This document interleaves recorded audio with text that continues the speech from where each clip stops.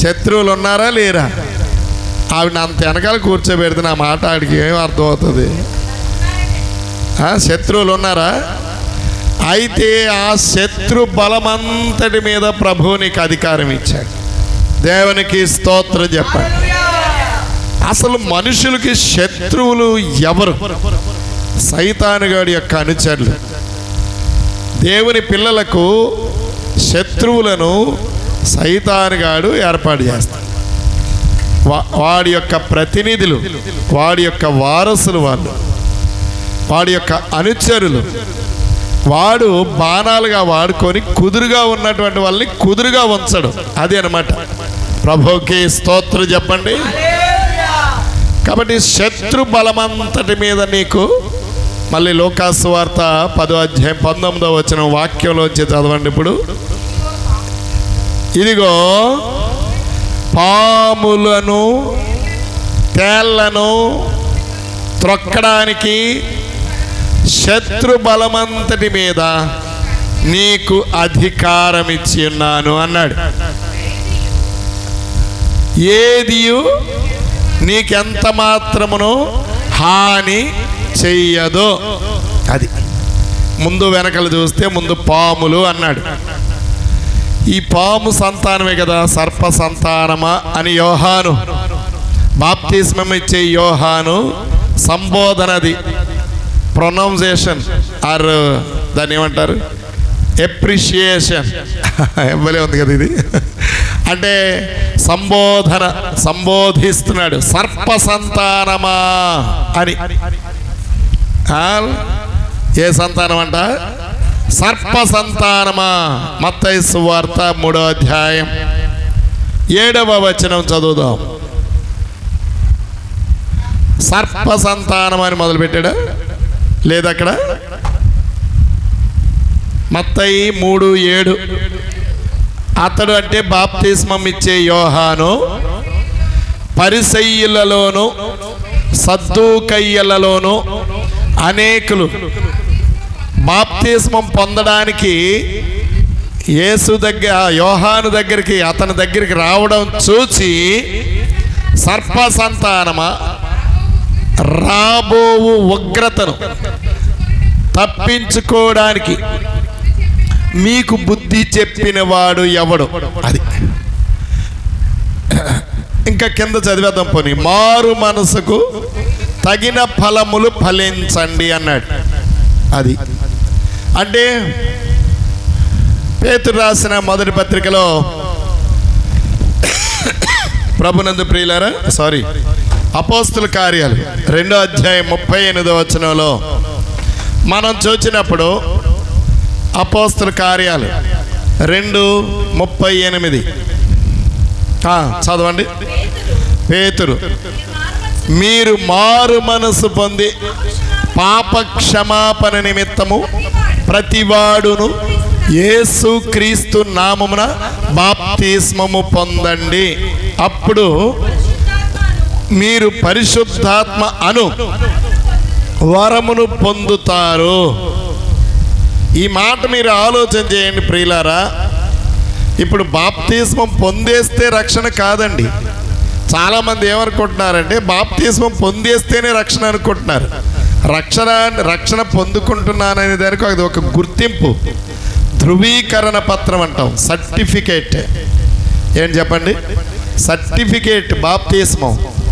కానీ ఆ సర్టిఫికేట్ ఎక్కడో పారేస్తాం, మన ఇష్టానుసారంగా వ్యవహరిస్తే మనం రక్షణ పొందినట్లు. కానీ అంటే దానికి కారణం ఏంటి? మారు మనసు లేకుండా బాప్తిస్మం. ఏంటిది?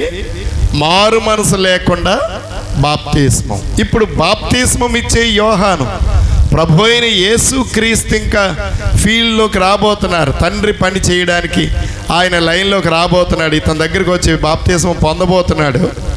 ఆ మూమెంట్లో అక్కడ ఆ మునీశ్వరుడు అంటాం మన భాషలో, ముని. ఆ ముని ఎవరంటే బాప్తిస్మం ఇచ్చే యోహాను. అతను అరణ్యంలో కేక వేస్తున్న ఒకని దేవుని యొక్క శబ్దము. ఆమేన్, స్తోత్రం చెప్పండి. ఆ దేవుని మార్గాన్ని సరళం చేసేటువంటి ఒక సాధనం. చూడండి, ఎవరైనా వస్తుంటే ఒక నాకు బాగా తెలుసు. నేను చదువుకునే రోజుల్లో నేను అప్పుడు 4th క్లాస్ ఏదో చదువుతున్నాను. మా స్కూల్కి గవర్నర్ గారు వచ్చారు. మన స్టేట్ గవర్నమెంట్ అప్పుడు ఉమ్మడి ఆంధ్ర రాష్ట్రానికి ఉమ్మడి ఆంధ్రప్రదేశ్ గవర్నర్ గారు కుమెత్ బెన్ జోషి గారు ఆవిడ వచ్చారు. ఆవిడ వస్తే ఎప్పుడు దాదాపు ఒక 2 నెలల ముందు నుంచి ప్రాక్టీస్. ఆవిడకి ఎలాగ స్వాగతం చెప్పాలి, ఎవరెవరు ఎక్కడ నిలబడాలి, వాటితో పాటు ఆవిడ వచ్చే దారి ఎంత దూరం అయితే నడుస్తుందో అంత దూరం కూడా మెత్తని తివాచి చేశారండి. చాలా మెత్తగా ఉంది. దాని మీద ఇంకెవరు నడవడానికి లేదు. ఆవిడ ఉండేది ఒక అర్ధగంట గంట ఉందంతే మా స్కూల్లో. కానీ 2 నెలలు సాధన చేశాం.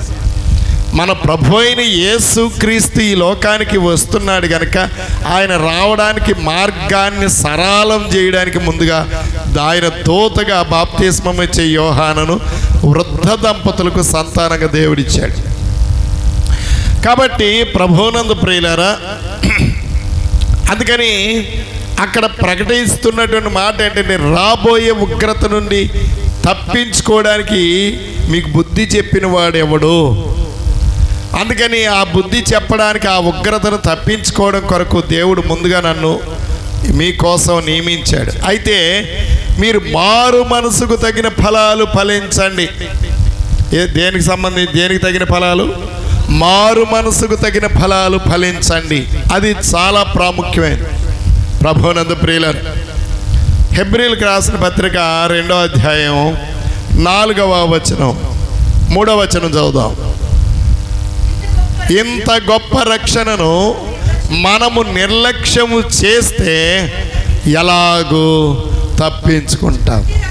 అలాంటి రక్షణ ప్రభువు బోధించుట చేత ఆరంభమయ్యింది. దేవుడు తన చిత్తానుసారంగా సూచక క్రియల చేతను, మహత్కార్యముల చేతను, నానా విధములైన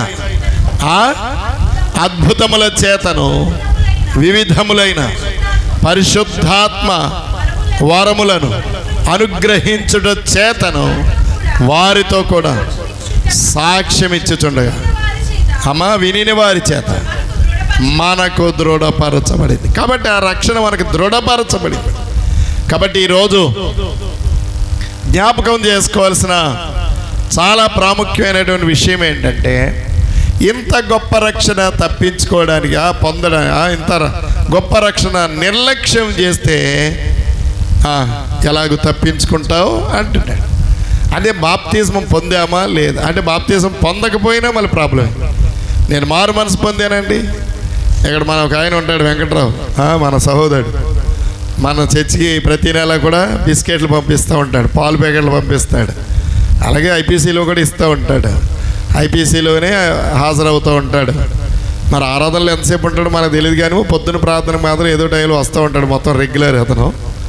సరే, ఆయనకి ఏంటంటే ఈ మధ్య నేను గట్టిగా నిలదీశాను, 1 సంవత్సరం బట్టి బలంగాను.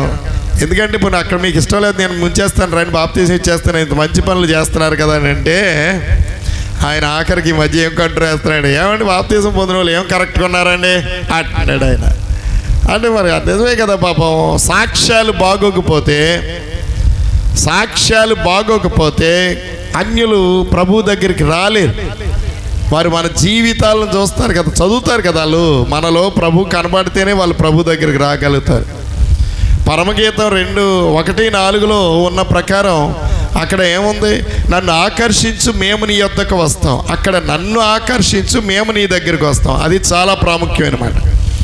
అంటే నిన్ను ప్రభు ఆకర్షించాడు, మరి నీ ద్వారా మీరు ప్రభు దగ్గరికి వెళ్ళగలిగే స్థితిలో ఉన్నారా?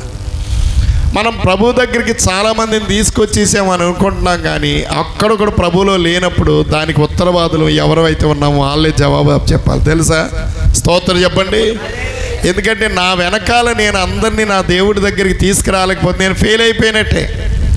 నేను ఎంత సంపాదించినా, ఎంత ఉచ్చస్థితిలోకి వెళ్ళినా, నా వెనకాల నా వారందరూ ప్రభు దగ్గర ఉండకపోతే నేను ఐఎమ్ ఫెయిల్డ్. నేను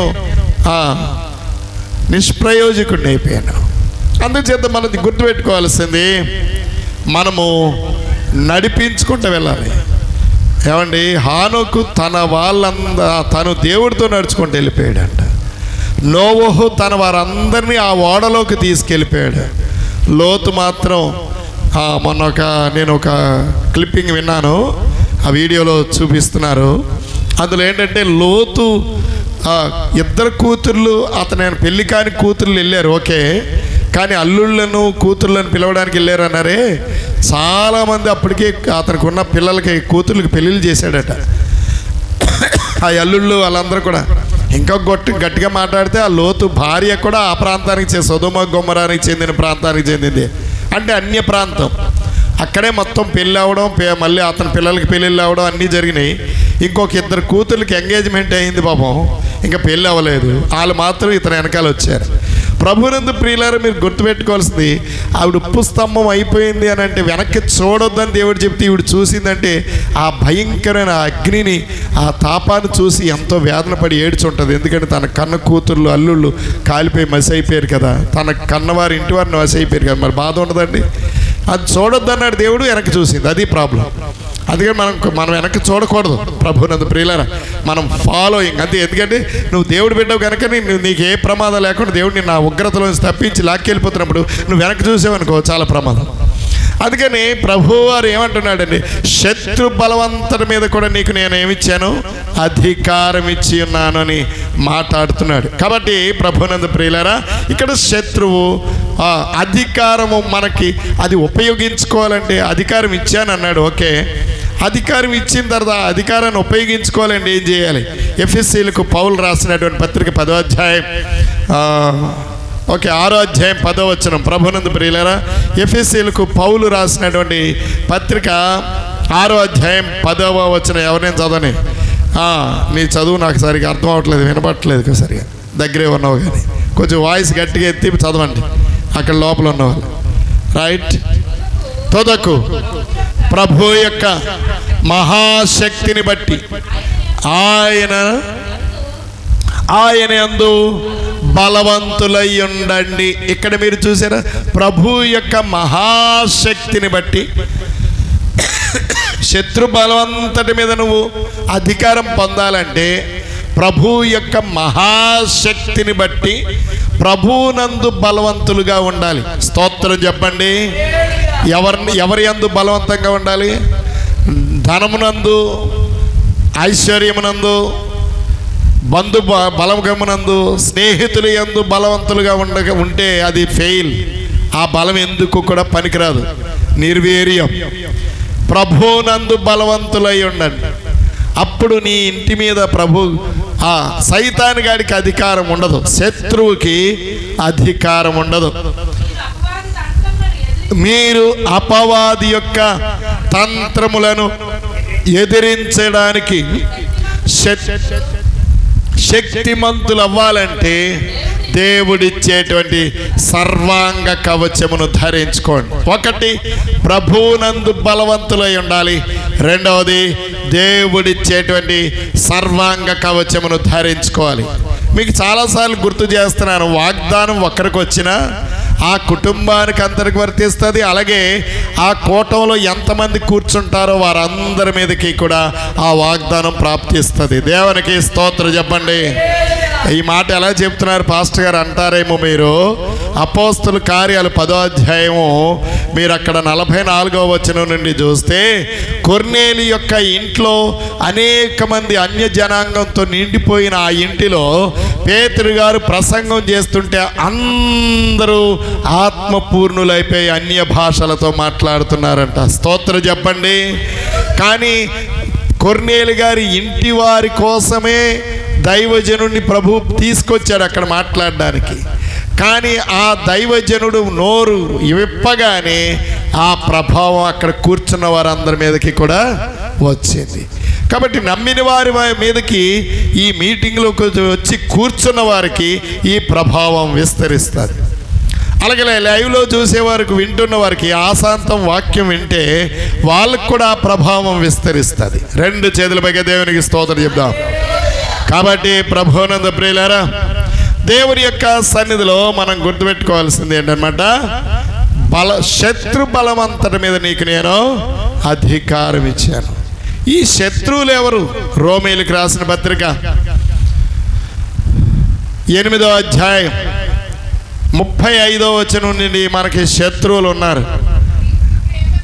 క్రీస్తు ప్రేమ నుండి మనలను ఎడబాపేవాడు ఎవడు అంటే క్రీస్తు ప్రేమలోంచి వేరు చేసే శత్రువులు అనమాట వీళ్ళందరూ. హలో వినండి, ఎక్కడి నుంచి వేరు చేస్తున్నారు? క్రీస్తు ప్రేమలో నుండి ఈ వేరు చేసే శత్రువులు. ఎడబాపడం అన్నా వేరు చేయడం అన్నా ఒకటే కదా. కాబట్టి మనల్ని ఎవడు ఎడబాపగలడు? ఒకటో శత్రువు శ్రమ,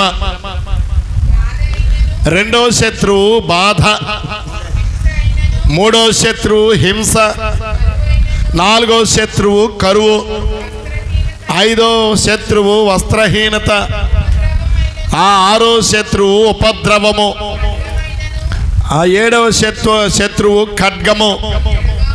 మనలను వేరు చేయునా ఇందును గూర్చి ఏమని వ్రాయబడిందంటే, నిన్ను బట్టి దినమెల్లా మేము వధింపబడిన వారం, వధకు సిద్ధమైన గొర్రెలమని మేము ఎంచబడిన వారము అయినను. ఇంకా చాలమ్మా. కాబట్టి క్రీస్తు ప్రేమలో నుండి మనలను వేరు చేయగలిగిన శత్రువులు మనలను చూచి పారిపోతారు. ఎందుకంటే మనము ఒకటి క్రీస్తునందు బలవంతులుగా ఉన్నాం, రెండోది ప్రభు యొక్క మహాశక్తిని బట్టి బలవంతులుగా ఉన్నాం, రెండోది ఏంటంటే దేవుడిచ్చే సర్వాంగ కవచాన్ని ధరించుకున్నావు కనుక. ఆ సర్వాంగ కవచంలో ఏమేమి ఉన్నాయో లిస్ట్ అక్కడ ఇవ్వబడింది కదా. ఏమంటే 14వ వచనం నుంచి ఆ జాబితా వ్రాయబడి ఉంది. అవన్నీ మనం ఆ సర్వాంగ కవచంలో ఉన్నటువంటి వెపన్స్, ఆయుధములు. కాబట్టి మనము ఆ ప్రకారంగా చేసినప్పుడు ఖచ్చితంగా శత్రు బలవంతటి మీద అధికారం ఇస్తున్నాడు. నమ్మిన వారు చప్పట్లు కొడితే దేవుని కనపరచండి ఒకసారి. ప్రభు యొక్క సన్నిధిలో ప్రభువునందు ప్రియులారా, మనము గుర్తుపెట్టుకోవాల్సి వస్తే చూడండి, ద్వితీయోపదేశకాండం 28వ అధ్యాయం 7వ వచనం. The book of Deuteronomy chapter 28 verse 7.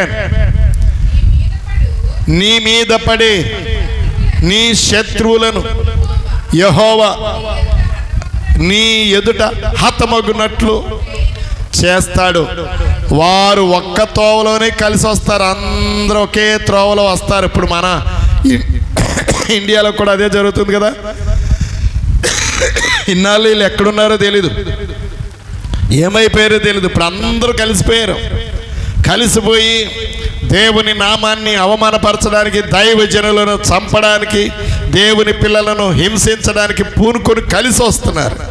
కానీ దేవుడు ఏం చెప్తున్నాడు తెలుసా? వారు ఒక్క త్రోవలో కలిసి వస్తారు, కానీ దేవుడు వారిని 7 త్రోవల్లో తరిమేస్తాడంట. దేవునికి స్తోత్రం చెప్పండి. ఒక్క త్రోవలో వచ్చిన వారు 7 త్రోవల్లో పారిపోతారు, కాలికి బుద్ధి చెప్తారు. కాబట్టి ప్రభువునందు ప్రియులారా, ఈ రాత్రి వేళ మనము జ్ఞాపకం చేసుకోవాల్సింది, తల్లితో దేవుడు చెప్పినట్లు నీతో కూడా చెప్తున్నాడు. నీకు శత్రువు ఏది ఉందో, ఎవరున్నారో ఆ బలమంతటి మీద ప్రభు నీకు అధికారం ఇచ్చాడు. అధికారం అధికారం అధికారం యేసయ్యలో నాకు సర్వాధికారం. అధికారం అధికారం అధికారం యేసయ్యలో నాకు సర్వాధికారం. భూమి పైన అధికారం, పరలోక అధికారం, బంధించే అధికారం, విడిపించే అధికారం. భూమి పైన అధికారం, పరలోక అధికారం, బంధించే అధికారం, విడిపించే అధికారం, విడిపించే అధికారం యేసయ్య నాకిచ్చెను. యేసయ్య నీకిచ్చెను. చెప్పు, యేసయ్య నాకిచ్చెను, యేసయ్య నీకిచ్చెను. అధికారం అధికారం అధికారం యేసయ్యలో నాకు సర్వాధికారం. Praise the lord. అదనమాట. కాబట్టి ఈ భూమి మీద అంటే ఒకటి మనం అన్నీ బాగా చేస్తాం, కానీ ఎక్కడో ఒక చోట ఆడికి ఎంట్రన్స్ ఇస్తాం, వాడికి ఎంట్రన్స్ ఇస్తాం, అవకాశం ఇస్తాం అంతే.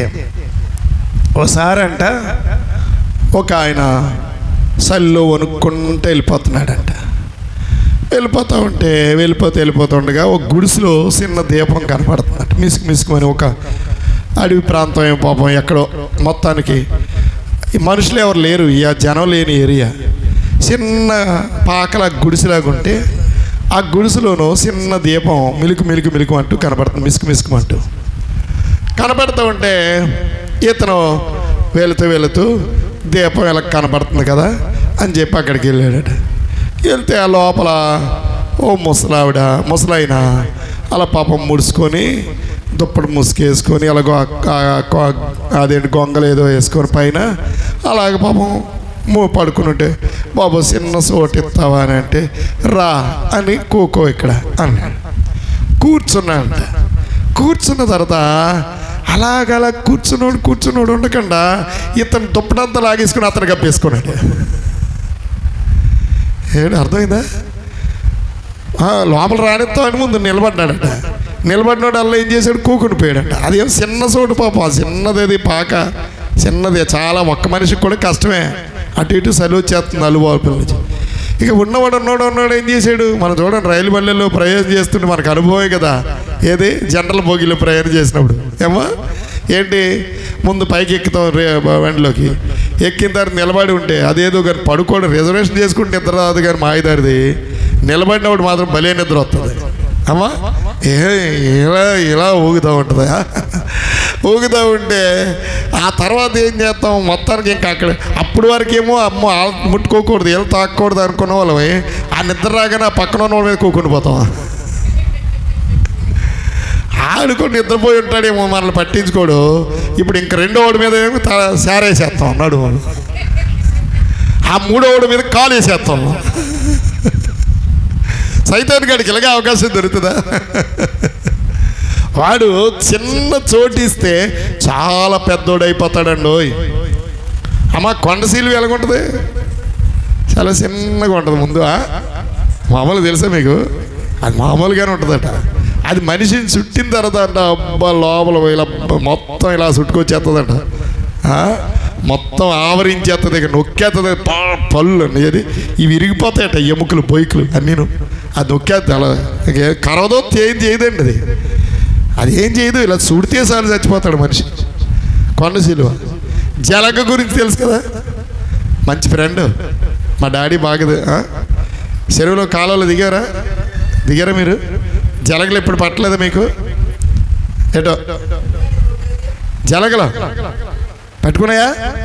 భలే పడుతుంది కదా జలగ. పిలిచి ఇదిగో ఎర్రభద్ర రా, ఎర్రభద్ర ఇదిగో నేను పట్టుకుంటున్నాందా అని చెబుతుందా?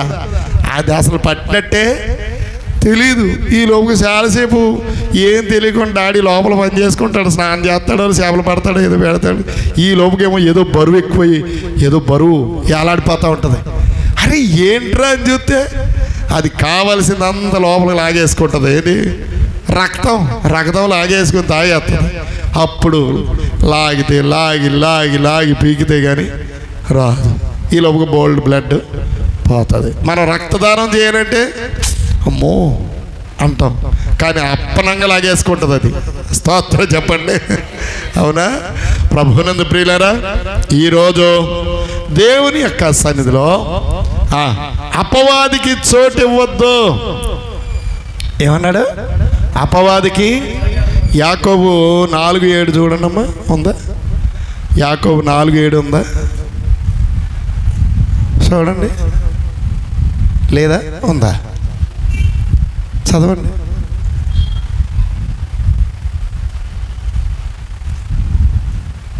యాకోబు పత్రిక.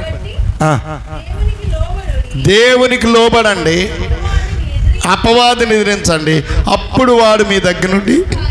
ఇంకో చోట ఏముంది? అపవాదికి అసలు చోటే ఇవ్వద్దండి. ఒకవేళ ఎప్పుడో పొరపాటుని చోటు ఇచ్చారనుకో, అప్పుడైనా దేవుడికి లోబడండి. అయ్యో దేవా వచ్చేసాడు నాయన, ఇన్ని పోవట్లేదు ప్రభా, నేనేం తప్పు చేశాను నాయన అని ప్రభు దగ్గర క్షమాపణ కోరుకోండి. దేవుడికి లోబడండి, అపవాదిని ఎదిరించండి. అప్పుడు వాడు మీ దగ్గర నుండి పారిపోతాడు.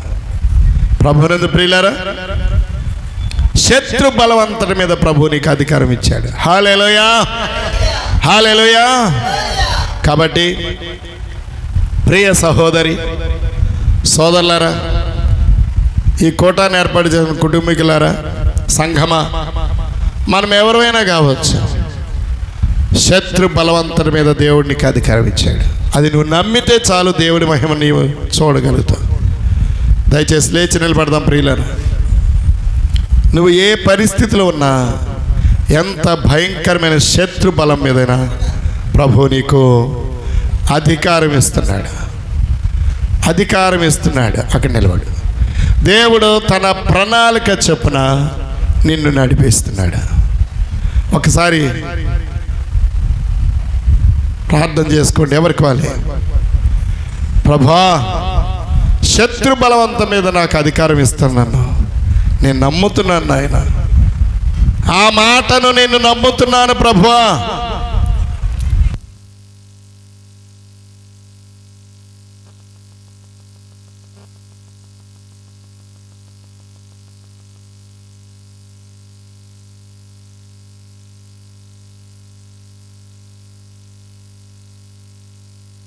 ప్రతి ఒక్కరు కూడా యేసయ్య నిన్ను ప్రేమించి తన కృప నీకు అనుగ్రహించి ఆయన నడిపిస్తున్నాడు. శత్రు తంత్రాలన్నిటిని ఎదిరించడానికి ఆయన ఆత్మబలం నీకు ఇచ్చాడు. ఆయన ఇచ్చిన ధైర్యం, ఆ సర్వాంగ కవచను ధరించుకుంటే ఖచ్చితంగా వాడిని ఎదిరిస్తాం. ఆత్మీయ పోరాటం మాకు నేర్పయా, యుద్ధములో జయమును మాకు నిమ్మయా. ఆత్మీయ పోరాటం మాకు నేర్పయా, యుద్ధములో జయమును మాకు ఇమ్మయా. జీవింపచేయుమా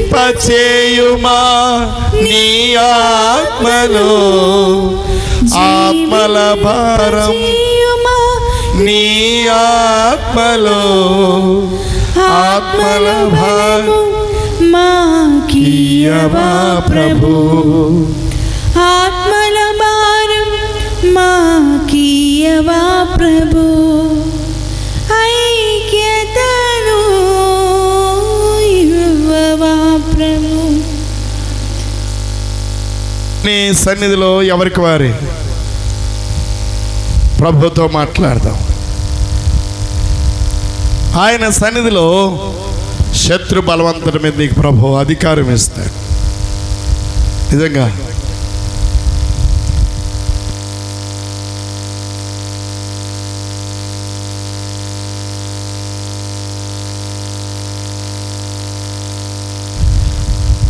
ఎవరికి వారే ప్రభుతో మాట్లాడదాం.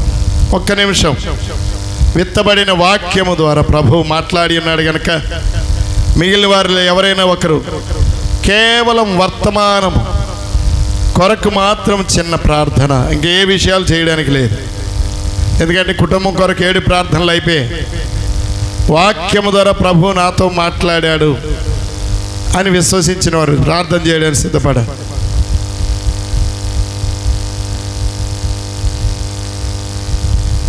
ప్రభుతో మాట్లాడు.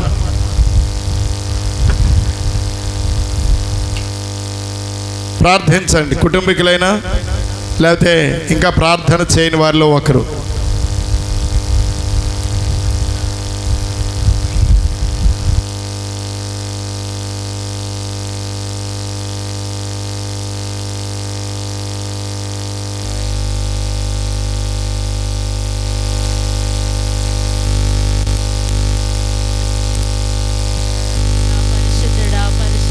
పరిశుద్ధుడా, మీకే స్తుతులు స్తోత్రాలు నైనా. ఆశ్చర్యకరుడు, ఆలోచనకర్తవు, నిత్యుడు, సమాధానకర్తవు ప్రభా, మీకు వందనాలు తండ్రి. ఇదిగో ప్రభా, సమయం గడియ మీదు ప్రభా నీ కృపలో తండ్రి నాయన మీరు నెరవేర్చినందుకు మీకు వందనాలు తండ్రి.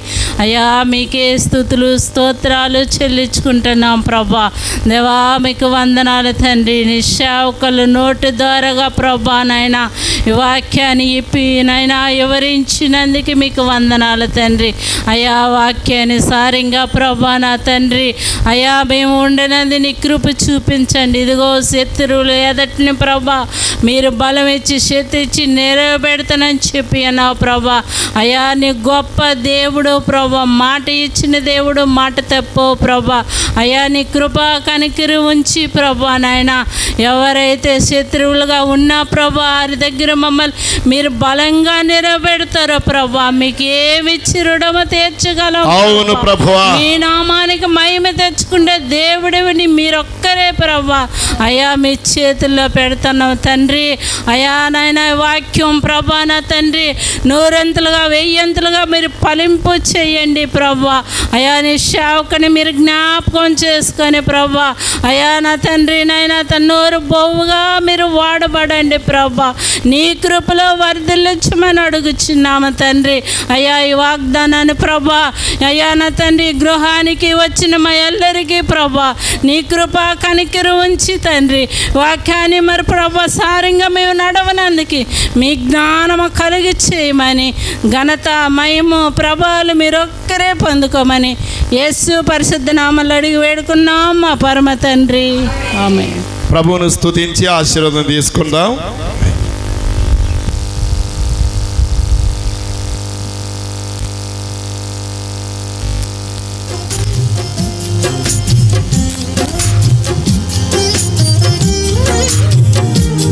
ఈ పాట పాడుకొని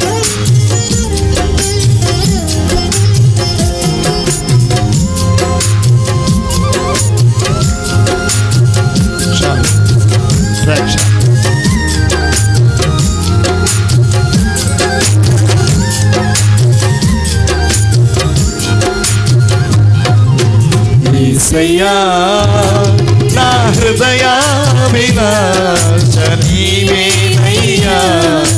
మెస్సయ్యా నా తీయని తలంపులు నీవేనయ్యా. యేసయ్యా నా హృదయాభిలాష నీవేనయ్యా.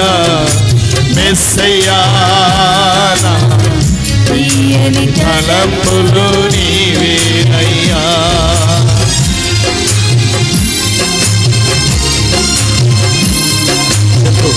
చెప్పు పగలు మేఘ స్తంభం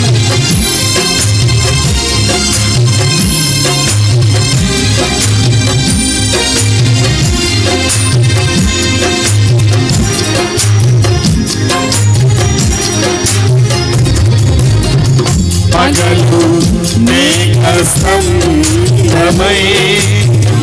రాత్రి అగ్నిస్తంభమై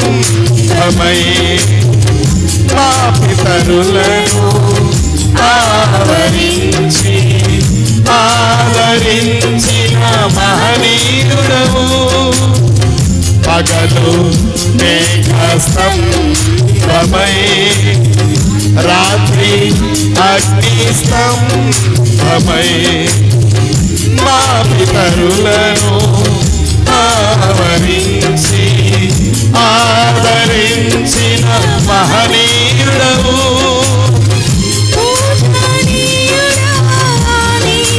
సూర్యుడా నిత్యము నా కనుల మెదలుచున్నవాడా. పూజనీయుడా నీతి సూర్యుడా నిత్యము నా కనుల వెలుగుచున్నవాడా. యేసయ్యా నా హృదయాభిలాష నీవేనయ్యా. మెస్సయ్యా నా తీయని తలంపులు నీవేనయ్యా. నా హృదయాభిలాష నీవేనయ్యా. మెస్సయ్యా నా తీయని తలంపులు నీవేనయ్యా.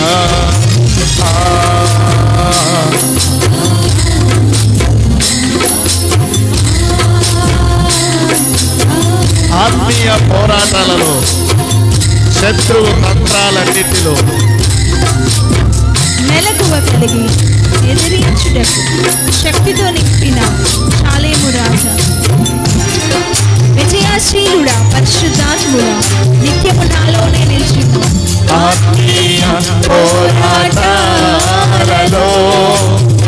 శత్రువు తంత్రాలన్నిటిలో మెలకువ కలిగి ఎదిరించుటకు శక్తితో నింపిన షాలేము రాజా, ఆత్మీయ పోరాటాలలో శత్రువు తంత్రాలన్నిటిలో మెలకువ కలిగి ఎదిరించుటకు శక్తితో నింపిన షాలేము రాజా, విజయశీలుడా, పరిశుద్ధాత్మగా నిత్యము నాలోనే నిలిచి ఉన్నవాడా, విజయశీలుడా, పరిశుద్ధాత్ముడా, నిత్యము నాలోనే నిలిచి ఉన్నవాడా, యేసయ్యా నా హృదయ విలాస నీవేనయ్యా, మెస్సయా నా తీయని తలంపులు నీవేనయ్యా, యేసయ్యా నా హృదయ విలాస నీవేనయ్యా, మెస్సయ్యా తీయని తలంపులు నీవేనయ్యా. పరిశుద్ధుడైన తండ్రి, ప్రేమగల మా ప్రభువా, ఈ రాత్రి మీ నామాన్ని ఘనపరుచుకున్నందుకు మీకు కృతజ్ఞతలు. మాకు కాదు, యెహోవా మాకు కాదు, సమస్త ఘనత మహిమ ప్రభావాలు మీకొక్కరికే చెల్లునుగాక. మా ప్రియ సహోదరిని కుమార్తె శారమ్మ ప్రభు నాయన సుగుణమ్మ నాయన, నీ సన్నిధిలో నిన్ను ఘనపరుస్తూ ఏర్పాటు చేసుకున్నటువంటి 7 వారాల కూడికలో 4వ వారం కూడా నువ్వు అద్భుతం చేసి 3 వారాలు ముగిసిన తర్వాత మంచి అద్భుతం చేసి పెండ్లి ఏర్పాట్ల విషయంలో మీరు జరిగిస్తున్న ప్రతి కార్యమును బట్టి మీకు స్తోత్రములు నాయన. వారి స్థితిని ఎరిగిన దేవుడు, వారికి ఉన్న బడ్జెట్ని బట్టి వారు ముగ్గురు ఒక ప్రార్థనాపూర్వకంగా ఆలోచన చేసుకొని వెళ్ళినప్పుడు ప్రభా వీరి పక్షంగా ప్రతిదీ మేలు చేస్తున్నావు, నీకు కృతజ్ఞతలు. 5వ వారము మీటింగ్లోకి మేము వస్తే నీ రాకడ ఆలస్యం అయితే అప్పుడు మరిన్ని అద్భుతాల గురించి సాక్ష్యాలు వినబోతున్నాము, నీకు కృతజ్ఞతలు. ఈరోజు మా తల్లికి ఇచ్చిన వాగ్దానాన్ని బట్టి ప్రత్యేకంగా ఇక్కడ చేరి ఉన్న సంఘముతో నాయన ఈ వాక్యం వినుచున్న వారందరినీ ప్రభా దర్శించినందుకు వందనాలు. నీ కృపాశీర్వదం, నీ కనికరం, నీ కను దృష్టి ఉంచు ప్రభా. అందరి హృదయాల్లో అది భద్రపరచు నాయన. ప్రభా నీ కృపను అనుగ్రహించు. ఈ కూడికకు వచ్చిన ప్రతి ఒక్కరిని మీరు దీవించండి, పేరు పేరున దీవించండి. వారు బహుగా వర్ధిల్లుదురుగాక, దీవించబడుదురుగాక, సంతోషించుదురుగాక, నీ నామాన్ని మహిమపరచుదురుగాక. ప్రభా ఈ నెలకి ఆఖరి శుక్రవారం ఉపవాస ప్రార్థనలో ప్రతి ఒక్కరు ప్రార్థన పరులందరూ పాల్గొందురుగాక. ప్రభా ప్రతి ఆదివారం నాడు, ఆఖరి ఆదివారం ఈ నెలకి నీ రాకడ ఆలస్యమైతే ప్రభా వచ్చే ఆదివారం నాడు అందరూ నీ సన్నిధికి వచ్చుదురుగాక. ప్రభా క్వైర్ ప్రాక్టీస్లో రేపు ఎల్లుండి ప్రభా ప్రియులు పాల్గొందురుగాక. నీ కృపను అనుగ్రహించి మేలు చేయండి. సంపూర్ణమైన మీ దీవెనతో నింపి నీ కృపా, నీ కనికరం, నీ కటాక్షం ఉంచి, నీ కను దృష్టి ఉంచి మీరు భద్రపరచమని నీ దీన సేవకుడిగా నేనైతే వేడుకుంటున్నాను. మీరు హెచ్చవలసి ఉంది, మీరు తగ్గవలసి ఉంది నాయన, మేము తగ్గవలసి ఉంది నాయన. నీ కృపలో జ్ఞాపకం చేసుకో నాయన. మా దేశాన్ని కటాక్షించండి. మా సంఘంలో కొంతమంది రోగులుగా బలహీనులుగా ఉన్నారు, వారందరిని ముట్టి స్వస్థపరచు. బ్రాంచ్ చర్చిలో మన ఆదివారం నాడు బాప్తీసం పొందిన ఆ సహోదరిని పరిపూర్ణమైన సాక్షిగా వాడుకోండి ప్రభా. మేము నమ్ముతున్నాం ప్రభు, నీ కృపను అనుగ్రహించగలం. అలాంటి కృపతో నింపు కాపాడు. ఇదిగో ఈ పరిసరాల్లో ఇరుగు పొరుగునున్న ప్రియులందరినీ రక్షించుకోండి నాయన. ప్రభా నీ కృపతో నింపి కాపాడు. మెట్టుకు మీ చేతిలోకి మేమందరం వస్తూ యేసు క్రీస్తు అతి పరిశుద్ధ నామములో స్తోత్రం చెల్లించి ప్రార్థించి నీ చేతులు పెడుతున్నాను తండ్రి. యేసు రక్తమే జయం, ప్రభు యేసు రక్తమే జయం. ప్రభు యేసు నామానికి సంపూర్ణ విజయం కలుగునుగాక. అపవాది క్రియలకు నాశంగులను గాక. ఆమేన్.